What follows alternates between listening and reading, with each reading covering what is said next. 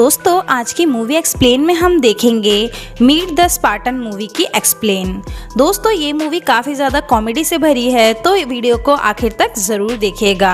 आप इस फिल्म को देखकर लोटपोट ज़रूर हो जाएंगे। तो दोस्तों अगर आप हमारे चैनल पर नए हैं तो इसे एक लाइक ज़रूर कर दीजिएगा। तो कहानी की शुरुआत में हम देखते हैं कि एक ओल्ड स्पार्टन होता है जो नवजात बच्चों को मार मार कर फेंक रहा होता है, क्योंकि उसे ऐसा बच्चा चाहिए होता है जो सलमान जैसी बॉडी और हमारे पुष्पा जैसी दाढ़ी लेकर पैदा हो। लेकिन उसे तो ऐसा कोई बच्चा होता ही नहीं है। सबसे पहले जो बच्चा होता है उसकी शक्ल तो मेंढक जैसी होती है, और जब दूसरा बच्चा होता है तो वो देखने में ठीक ठाक तो था, लेकिन ओल्ड स्पार्टन उसे एक कपल को डोनेट कर देता है। और जब तीसरा बच्चा होता है तब उसकी बॉडी एकदम जॉन इब्राहिम जैसी थी, इसलिए ओल्ड स्पार्टन उसे एक्सेप्ट कर लेता है क्योंकि उस बच्चे की बॉडी एकदम मस्कुलर थी, सिक्स पैक भी थे और उसकी दाढ़ी भी थी। फिर ओल्ड स्पार्टन उसका नाम लियोनिदास रख देता है। इस तरह कुछ साल बीत जाते हैं और लियोनिदास बड़ा हो जाता है। तब अगले सीन में हमें दिखाते हैं कि लियोनिदास को उसकी दादी ट्रेनिंग दे रही होती है और वो अपनी दादी को इतना जोर से घुसा मारता है कि उसकी दादी के 32 के 32 दांत बाहर निकल आते हैं। फिर लियोनिदास थोड़ा और बड़ा हो जाता है और उसकी ट्रेनिंग अभी भी चल रही होती है, और ट्रेनिंग के चलते उसे बहुत सारे कोढ़े मारे जाते हैं और उसके अखरोटों पर डॉग फूड लगाकर कुत्ते को काटने के लिए छोड़ दिया जाता है, जो काफ़ी ज़्यादा घिनौना भी लगता है और जिसकी वजह से लियोनिदास को काफ़ी दर्द भी होता है। इसके बाद हम देखते हैं कि लियोनिदास को एक ठंडी सी जगह पर छोड़ दिया जाता है जहां उसे बहुत ज़्यादा ठंड लग रही होती है। आपको बता दूं ये उसकी ट्रेनिंग का ही हिस्सा होता है, और वहां एक पेंगुइन आता है जो इतना ज़्यादा खतरनाक होता है कि वो इंसान को खाने से पहले एक बार भी नहीं सोचता। लेकिन हैरानी की बात तो देखो, वो लियोनिदास के सामने आके डांस करने लग जाता है और लियोनिदास भी उसके साथ साथ डांस करने लग जाता है, और तभी लियोनिदास मौका पाकर पेंगुइन को मार देता है। और वो पेंगुइन की खाल को ओढ़कर अपने घर वालों के पास जब लौट कर आता है तो सब उसका इतने अच्छे से स्वागत करते हैं, क्योंकि वो अब स्पार्टन का किंग बन चुका है और उसकी ट्रेनिंग अब पूरी हो चुकी है। वहीं उसका स्वागत करने के लिए एक मार्गो नाम की लड़की भी होती है जो अपनी जवानी भरपूर दिखाती है लियोनिदास को, और लियोनिदास उसके प्यार में पागल सा हो जाता है और उसे शादी के लिए प्रपोज भी करता है। फिर मार्गो लियोनिदास की बॉडी पर एक नंबर लिखती है जिसके बारे में लियोनिदास को कुछ पता ही नहीं होता, और वो मार्गो से पूछता है कि ये क्या है, तो वो कहती है मैं तुमसे शादी के लिए तैयार हूँ। फिर इन दोनों की शादी हो जाती है और फिर मूवी कुछ साल आगे चली जाती है। इसके बाद हम देखते हैं कि लियोनिदास का खुद का एक लड़का पैदा हो जाता है और उसकी भी ट्रेनिंग उसी तरीके से चल रही होती है जैसे लियोनिदास को ट्रेनिंग दी जाती थी। तभी वहाँ पर लियोनिदास का सेनापति आ जाता है और वो लियोनिदास के पास आके कहता है कि आपसे मिलने एक दूत आया है। तब लियोनिदास उस दूत से मिलने जाता है और उसे किस करता है, तो वो दूत कहता है ये क्या बदतमीजी है। तब लियोनिदास कहता है हमारे यहाँ तो सारे मर्द ऐसे ही किस करके एक दूसरे का स्वागत करते हैं और लड़कियों से हाई फाई करके उनका स्वागत किया जाता है। तब उस दूत को बहुत ज़्यादा अजीब लगता है। वहीं हम देखते हैं कि मार्गो उस दूत को बहुत गंदे गंदे इशारे कर रही होती है। इसके बाद लियोनिदास उस दूत को पिट ऑफ डेथ यानी मौत की खाई के पास ले जाता है और पूछता है तुम्हें यहाँ किसने भेजा। तो वो दूत कहता है कि मुझे यहाँ पर पर्शियन राजा किंग जायरस ने भेजा है, और उसने कहा है कि तुम हार मान लो और बिना लड़ाई के ही हमारे आगे झुक जाओ ताकि तुम्हारे स्पार्टन राज्य पर हम कब्जा कर सके। तुम्हें बता दूं कि हमारे राजा तुम्हारे राज्य की औरतों को नाइकी के शूज भी देंगे। ये सुनकर लियोनिदास बहुत ज़्यादा गुस्सा हो जाता है और मुड़कर अपनी प्रजा की ओर देखने लग जाता है, और जब वो उस दूत को मारने के लिए तलवार निकाल कर दूसरी तरफ देखता है तब वो देखता है कि वो दूत मार्गो को किस कर रहा होता है। तब इससे लियोनिदास को और ज़्यादा गुस्सा आ जाता है और वो भड़क जाता है और वो उस दूत को लात मार के पिट ऑफ डेथ यानी मौत की खाई में गिर देता है। लियोनिदास उस दूत के साथ साथ कई और लोगों को भी खाई में गिर देता है जो उसे पसंद नहीं होते। लेकिन अब लड़ाई का आगाज तो हो चुका है, तो इसलिए लियोनिदास का सेनापति लियोनिदास को कहता है कि हमें युद्ध का परिणाम जानने के लिए प्रेफेट्स के पास जाना पड़ेगा।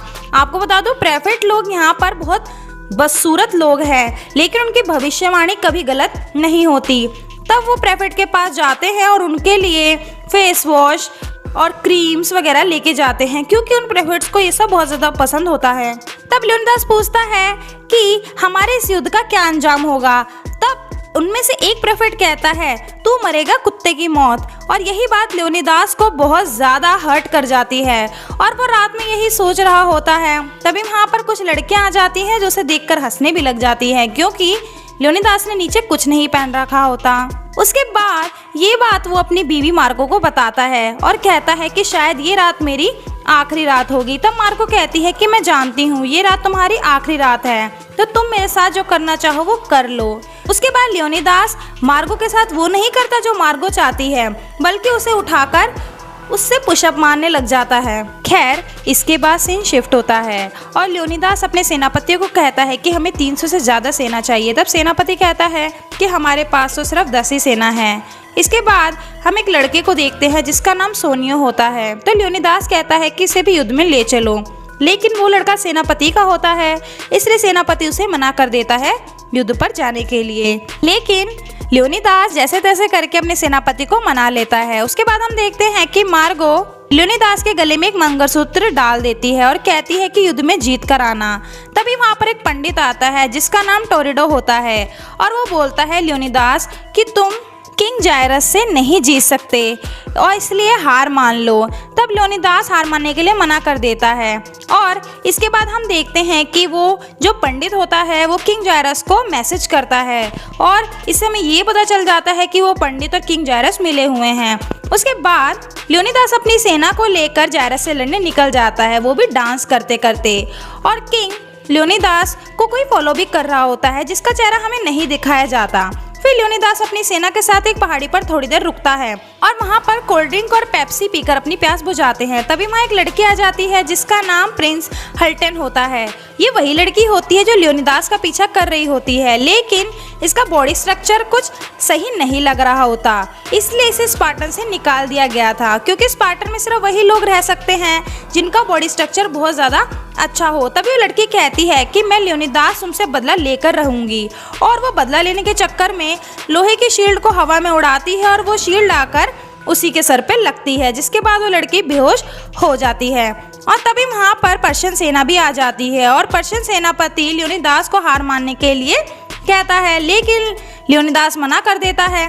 तब उनके बीच में युद्ध छिड़ जाता है, लेकिन यहाँ कोई युद्ध नहीं दिखाया जाता, यहाँ तो डांस कंपटीशन होता है, क्योंकि इन लोगों ने फैसला किया था कि हम बिना लड़ाई करे डांस से ही फैसला करेंगे कि कौन जीता और कौन हारा। तब पर्शियन आर्मी धीरे धीरे हारती हुई नजर आती है, क्योंकि स्पार्टन इतना बढ़िया डांस जो कर रहे होते हैं, इसलिए स्पार्टन जीत जाते हैं और पर्शियन हार जाते हैं। तो वो पर्शियन को बेरहमी से पहाड़ से गिराकर मार देते हैं।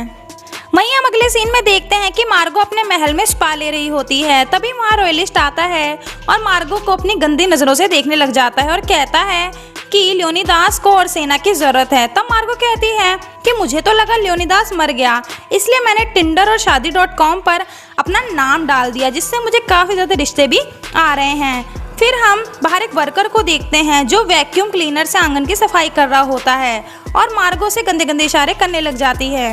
तब हम देखते हैं कि लेओनिदास के पास किंग जायरस आ जाता है, जो एकदम भयानक सा और एकदम गंदा सा दिखाई देता है और वो अजीब अजीब हरकतें भी कर रहा होता है।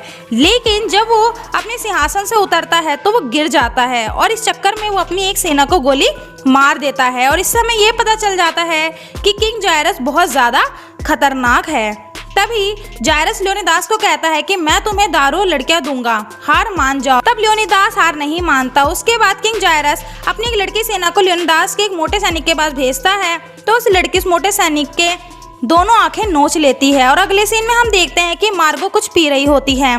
तब पंडित टोरेडो आता है और उसके हाथ से गिलास छीनकर पीने लग जाता है और कहता है कि पानी तो वैसे टेस्ट अच्छा है, लेकिन इसमें नमक कुछ ज़्यादा ही है। तब मार्गो कहती है कि पानी नहीं है, ये मेरा ही यूरिन है। उसके बाद मार्गो पंडित टोरेडो से कहती है कि मुझे एक आइडिया मिला है जिससे मैं राज्य के लोगों को अपने पति की मदद के लिए भेज सकती हूँ। तुम ये खबर पूरे राज्य में फैला दो कि जो भी मेरे पति लेओनिदास की मदद करेगा मैं उसे अपने गोदाम में सामान रखने की इजाज़त दे दूंगी। फिर हम अगले सीन में देखते हैं कि लेओनिदास के पास सोनियो आता है और कहता है कि किंग जायरस को हमारे खुफिया ठिकाने का पता चल गया है और वो अपनी 1 लाख सेना के साथ कभी भी हम पर हमला कर सकता है। लेओनिदास काफ़ी ज़्यादा डर जाता है और अपने मोटे और अंधे सेना को अपना मंगलसूत्र देता है और कहता है कि जाओ इसे मार्गो को दे देना। तभी हम देखते हैं कि किंग जायरस अपने पर्शियन सेना के साथ वहाँ पर आ जाता है और वो लियोनिदास को कहता है कि तुम मेरे सामने झुककर मुझे प्रणाम करो। तब लियोनिदास ये करने से मना कर देता है। तो किंग जायरस कहता है कि देखो तुम्हारे जूते के लेस खुले हुए हैं। तब लियोनिदास अपने जूते के लेस खुलने के लिए जैसे ही झुकता है, तब किंग जायरस अपनी सेना को हाई फाई करता है और कहता है देखा मैंने इसे झुका दिया। इसके बाद लियोनिदास अपने सैनिक के साथ किंग जायरस पर हंसने लग जाता है। तब ये देखकर किंग जायरस अपनी 1 लाख सेना को बुलाने के लिए फोन कॉल करता है। उसके बाद हम देखते हैं कि स्पार्टन और पर्शियन के साथ लड़ाई शुरू हो जाती है और वो धीरे धीरे पर्शियन सेना को खत्म करना शुरू कर देते हैं। तभी किंग जायरस एक भाला उठाकर और वहीं लियोनिदास GTA 5 खेलने लग जाता है और वहीं किंग जायरस भी अपनी गाड़ी को आयरन मैन की तरह रोबोट बना लेता है और स्पार्टन्स के ऊपर गिर जाता है, जिससे किंग स्पार्टन और उसकी सारी सेना मर जाती है। और हम देखते हैं कि लियोनिदास मरते मरते भी हंस रहा होता है। उसके बाद सीन शिफ्ट होता है मार्गो पर और देखते हैं कि वो मोटा और अंधा सेना मार्गो के पास पहुंच जाता है और उसे मंगलसूत्र देता है, लेकिन वो अंधा होता है इसलिए वो मार्गो को टच करके देखता है। तब उसे यकीन हो जाता है कि हाँ यही महारानी है। और इसी के साथ इस मूवी का दी एंड हो जाता है। तो दोस्तों कैसी लगी आपको स्टोरी, हमें कमेंट करके ज़रूर बताइएगा और वीडियो पसंद आई हो तो इसे एक लाइक ज़रूर कर दीजिएगा।